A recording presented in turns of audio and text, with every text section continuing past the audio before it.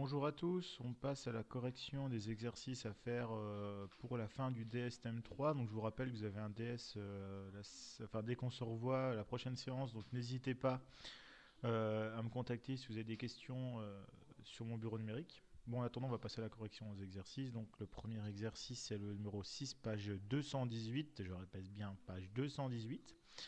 On vous dit qu'un CAN, donc un CAN c'est un convertisseur analogique numérique, en fait c'est exactement ce qu'on a fait à la main, enfin le découpage qu'on expliquait en cours, vertical horizontal, en fait c'est ce qu'on appelle un CAN.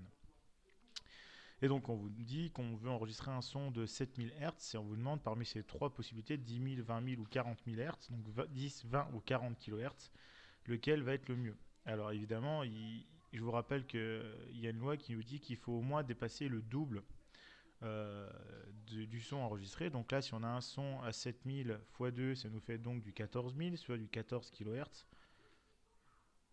Donc on en conclut que 10 kHz c'est pas suffisant, mais par contre le 20, ça ira nickel pour ce son-là.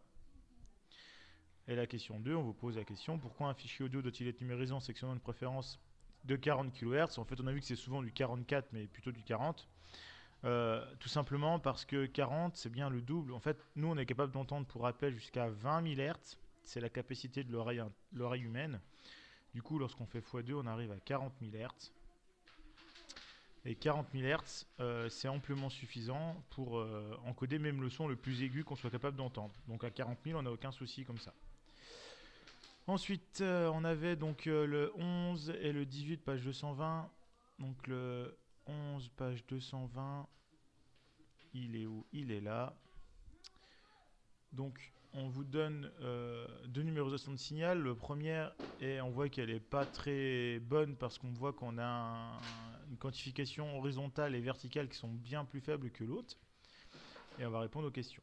Alors, donc on est au 11, page 220. Alors, quelles sont les fréquences d'échantillonnage utilisées pour chaque numérisation? Donc sur la première numérisation, on voit qu'on a un temps entre deux échantillonnages de 0,5 millisecondes, soit 0,5 fois 10-3 secondes. Donc pour faire la fréquence d'échantillonnage, il suffit de faire 1 divisé par ça, donc 0,5 10-3, ou 5 10-4, c'est pareil.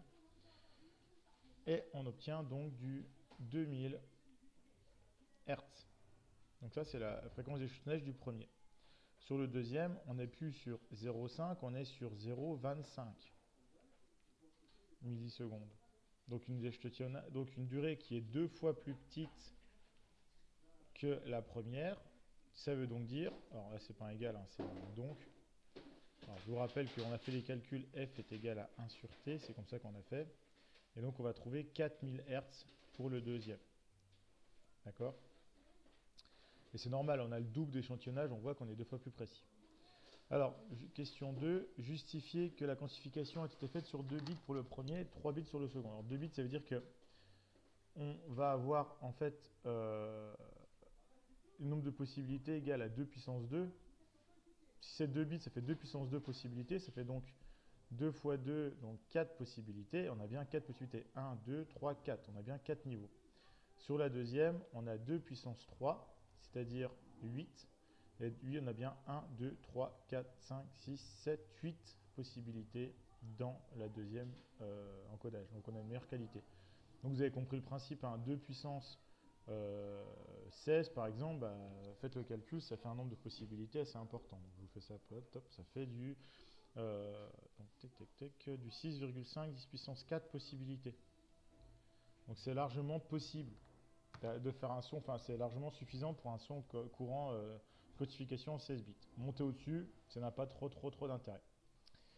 Question 3, dans quel pas le pas de quantification est-il le plus élevé? Justifiez votre réponse. Alors, le pas de quantification est plus grand dans la première, c'est-à-dire qu'il y a une plus grande, le pas est plus important, d'accord?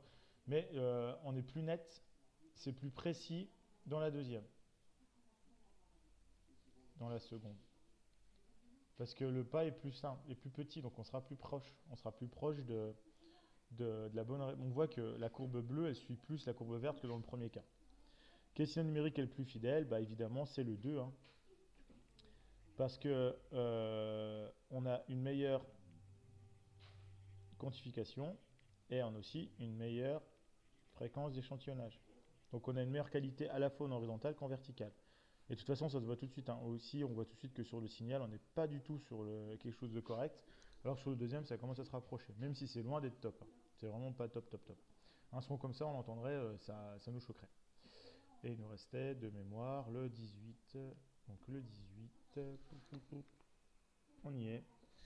Alors, le 18, on vous dit qu'on veut stocker des musiques d'un album de Marvin Gaye sur une clé USB d'une capacité de 128 Go, d'une couleur orange. On s'en fout, mais bon, c'est voilà. Voici donc les musiques. Donc on a ici 4 minutes, 2 minutes 57, etc. Et on vous précise qu'on a fait un échantillonnage de 44 kHz, comme je vous disais. Et une quantification de 16 bits, et tout ça en stéréo. On vous donne la formule, et tout simplement, on va essayer de calculer pour chaque musique. Alors, soit vous faites la somme de la taille occupée par toutes les musiques, d'accord? Soit vous dites, je fais la somme de toutes les durées, d'accord? Bon, on va faire la somme de toutes les durées, pour moi ça me paraît plus simple, mais bon, on peut faire indépendamment, ça change rien. Alors les durées, donc du coup, on peut y aller, hein. Déjà en minutes, on en a donc 4. Alors là, c'est là que c'est un peu plus long, parce qu'il faut compter. Euh, donc on y va, 4 minutes. Alors le problème c'est que 2 minutes 57, il faut le mettre en secondes. Alors le mieux c'est de faire 4 fois 60 plus 2 fois 60 plus 57. On va tout mettre en secondes, d'accord? Comme ça sera plus simple. Plus 3 fois 60 plus 40. Donc là je suis à 3 minutes 40. Plus 4 fois 60, donc 4 minutes en secondes plus 6 secondes. Plus 60 plus... Donc là j'ai fait la 1 minute 44 secondes. Plus 3 fois 60 pour 3 minutes 60 plus pour 3 minutes 03 pardon plus 3 secondes plus 7 minutes donc 7 fois 60 plus 15 plus 3 fois 60 plus 6 pour l'avant-dernière musique et pour la dernière musique 5 fois 60 plus 30. On arrive sur un total de 2049 si je ne me trompe pas secondes. Donc ça c'est ma durée totale d'enregistrement. Donc maintenant, on a pu calculer la taille de fichier, alors que c'est pas un seul fichier, hein, mais ça ne change rien. Bon, en réalité, ce sera un petit peu plus grand, puisqu'il y aura des petites infos, mais bon, on va pas rentrer dans le détail. Donc on va faire, évidemment, je vous rappelle que la formule, c'est la fréquence d'échantillonnage. Donc cette formule, elle n'est pas forcément donnée, hein. Attention.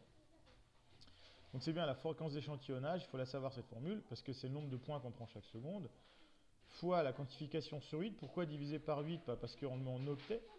Donc il faut diviser par 8, et un octet, c'est 8 bits. D'accord? Et comme là, on a encodé en 16 bits, il faudra diviser pour mettre, ça ferait 2 octets par point. Le n, c'est le nombre de canaux, donc là on va être x2, puisque c'est du stéréo. Et ensuite, fois la durée du temps. Donc on n'a plus qu'à calculer. Alors là, attention, il faut bien faire attention aux unités. Donc 44 100, c'est bien la fréquence d'échantillonnage, fois 16 divisé par 8, parce que c'est la quantification, fois 2, fois 2049. Donc on y va, on fait le calcul. Fois 2, fois 2, fois 44 100.